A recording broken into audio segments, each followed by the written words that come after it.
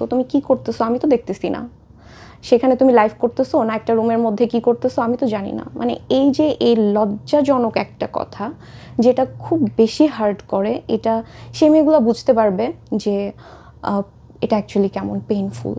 এখন আমাকে এরকম কথা শুনতে হয় যে আজকে তুমি অনেক কিছু পেয়ে গেছো যার জন্য আমাকে ছেড়ে দিছো। বিষয়টা এমন না।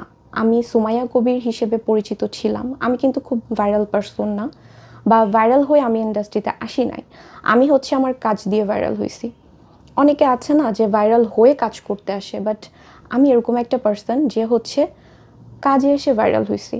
খুব বেশি ভাইরাল হয়েছি বিষয়টা এমনও না। আমার 2টা বেবি আছে, আমার ওদের টেক কেয়ার আমার নিজেরই করতে হয় as a single mother. And হচ্ছে আমাদের সমাজে একটা পর্যায়ে আছে যেখানে মাথা উঁচু করে দাঁড়াতে গেলে আসলে টাকার প্রয়োজন। কনফার্ম। টাকা ছাড়া এখনকার যুগে 500টা টাকা কারো কাছে পাওয়া যাবে না। জ্ঞান দেবে অনেকে। হ্যাঁ, সে হোক মানে খুবই কাছের, লাইক সেরকম। বাট আমার পাশে শুধুমাত্র, আমি যার নাম না বললেই না, আমার বাবা অ্যান্ড হচ্ছে আমার ছোট বোনের হাজব্যান্ড, মানে এই 2জন পার্সনকে ছাড়া আমি কখনোই আর কাউকে পাইনি আমার পাশে।